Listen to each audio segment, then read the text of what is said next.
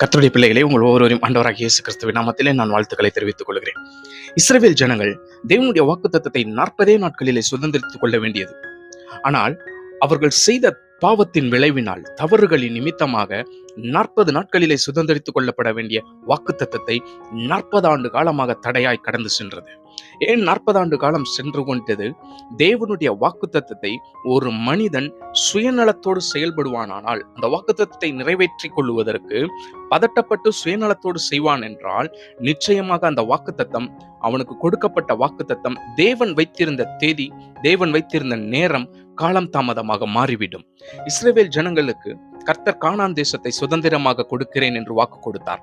அடிமைத்தனத்தில் இருந்து, எகிப்தியர்களுடைய அடிமைத்தனத்தில் இருந்து தேவன் அவர்களை விடுதலை செய்தார். எகிப்தியர்களிடம் இருந்து அவர் விடுதலையாக்கப்பட்டு வனாந்திர வாழ்க்கையிலே 40 நாட்கள் கடந்து செல்லுகிறார்கள்.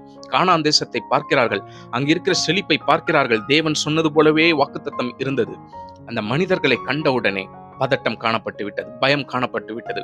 உடனே அங்க இருக்கிற எல்லா ஜனங்களுக்கும் ஒரு நெகட்டிவான தாட்டை ஜனங்கள் கொடுத்து விட்டார்கள். அதன் விளைவாக தேவன் அவர்கள் மேல் கோபம் கொண்டார். அந்த சந்ததியினர்கள் முழுவதையுமாக அழித்து போட்டார்.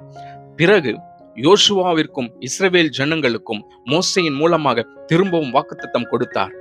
உபாகமம் 31வது அதிகாரம் 8வது வசனம் இப்படி சொல்லுகிறது: கர்த்ததாமே உனக்கு முன்பாக போகிறவர், அவர் உன்னோடே கூட இருப்பார். அவர் உன்னை விட்டு விலகுவதும் இல்லை, உன்னை கைவிடுவதும் இல்லை. நீ பயப்படவும் கலங்கவும் வேண்டாம் என்றார். நீ பயப்படவும் வேண்டாம், கலங்கவும் வேண்டாம். பயம் வந்த உடனே கலக்கம் வந்து விடுகிறது. கலக்கம் என்றால் ஒரு பதட்டம் சூழ்ந்து விடுகிறது. பதட்டத்தின் விளைவினால் நாம் செய்ய வேண்டாத காரியங்களை எல்லாம் செய்து விடுகிறோம். அதன் விளைவுதான் நமக்கு எல்லாம் தடையாய் மாறுகிறது, எல்லாம் தோல்வியாய் மாறுகிறது. தேவன் செயல்பட வேண்டிய இடத்திலே தேவனாகிய கர்த்தர் செயல்பட விடாதபடிக்கு சுயமும் சாத்தானின் தந்திர எண்ணங்களும் செயல்படுவது நிமித்தமாக வாக்குத்தத்தம் எல்லாம் நிறைவேறாமல் போக தடையாய் இருக்கிறது. ஒருவேளை அதை நாம் சுதந்திரித்து அனுபவித்துக் கொள்ள விடாதபடிக்கு வயது முதிர்ந்தும் மரித்து விடலாம், நடுவயதிலேயும் மரித்து விடலாம். காரணம், நாம் செய்த அந்த ஒரே ஒரு கலக்கத்தின் பதட்டத்தின் நிமித்தமாக. பயம் வந்த பிறகு நாம் பாவம் செய்து விடுகிறோம், தவறு செய்து விடுகிறோம், தேவனை மறந்து விடுகிறோம், மனிதர்களுடைய வார்த்தையை நம்பி விடுகிறோம், மனிதர்கள் காட்டுகிற பாதையிலே கடந்து செல்லுகிறோம். தேவ பிள்ளைகளே, இப்படிப்பட்ட வாழ்க்கை உன்னுடைய காரியத்தில் இருக்கிறதா? உன்னுடைய செயல்களில் இருக்கிறதா? ஒரு மனிதன் சொல்லுகிற பிரகாரமாக நீ செயல்படுகிறாயா? அல்லது தேவனுடைய ஆலோசனையை ஏற்றுக்கொண்டு நடந்து கொண்டிருக்கிறாயா? தேவனுடைய ஆலோசனை என்னவென்றால், நீ அமைதலாய் காணப்படு, நான் உனக்கு முன்பதாக கடந்து செல்லுகிறேன், நான் உனக்கு ஆச்சரியமான வழியை உனக்கு காண்பிப்பேன், அந்த வழியிலே உன்னை நடத்துவேன் என்று சொல்லுவார். அந்த வழியிலே நாம் கடந்து செல்வதற்கு முன்பதாக ஒரு 40 நாட்கள், ஒரு தோராயமாக நான் உங்களுக்கு சொல்கிறேன், சில நாட்கள் கர்த்தர் நம்மை வனாந்திரத்திலே தான் நம்மை வழி நடத்துவார். ஏன்? நம்முடைய சுயம் முழுவதையும் அழித்து போடுவதற்கு, பொறுமையை கற்றுக் கொடுப்பதற்கு. அந்த பொறுமையை நாம் கற்றுக்கொள்ளாமல் சில நேரத்திலே நாம் தேவனுக்கு விரோதமாக பேசுகிறோம், தேவனுடைய வார்த்தைக்கு விரோதமாக பேசுகிறோம், தேவனுடைய மனிதர்களுக்கு விரோதமாக நாம் பேசுகிறோம். மற்றவர்கள் செய்கிற தவறுகளை நாம் சுட்டி காட்டிக் கொண்டே இருப்போம். நாம் செய்கிற தவறுகளை நாம் மறைத்துக் கொண்டே காணப்படுகிறோம். தேவ பிள்ளைகளே, வாக்குத்தத்தம் நிறைவேறுவதற்கு நீ தடையாய் காணப்படாதே. உன்னுடைய குடும்பம் ஆசீர்வதிக்கப்படாமல் தடையாய் இருக்கிறது என்றால் அதற்கு நீயும் ஒரு காரணமாய் இருப்பாய்.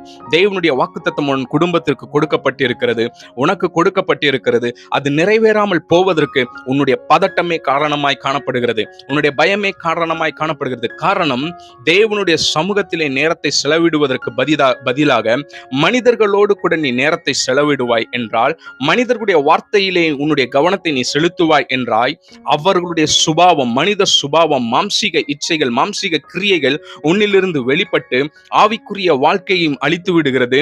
தேவனுடைய வாக்குத்தத்தத்தை நிறைவேற விடாதபடிக்கு, அவருடைய வார்த்தையை விசுவாசிக்க விடாதபடிக்கு சுயம் உன்னை அழித்து விடுகிறது என்பதை அறிந்து கொள். தேவ பிள்ளையே, இன்றைக்கு உன்னை நீ மாற்றிக்கொள். கர்த்தருடைய வாக்குத்தத்தம் இப்பொழுது நிறைவேற வேண்டும் என்றால், இன்றைக்கு உன்னுடைய வாழ்க்கையிலே அதிசயம் நடைபெற வேண்டும் என்றால், நீ ஆச்சரியமான வழியிலே வாழ வேண்டும் என்றால், தேவன் உனக்கு சொன்னதை நீ செய்து பார். ஒன்றே ஒன்றுதான். அவர் உனக்கு முன்பதாக கடந்து செல்லுகிறார். அவருடைய சமூகம் உனக்கு முன்பதாக கடந்து செல்லுகிறது. வனாந்திர வாழ்க்கையிலே கூட இஸ்ரவேல் ஜனங்களுக்கு தேவன் மன்னாவையும் காடையும் கொடுத்து போஷித்தார் அல்லவா?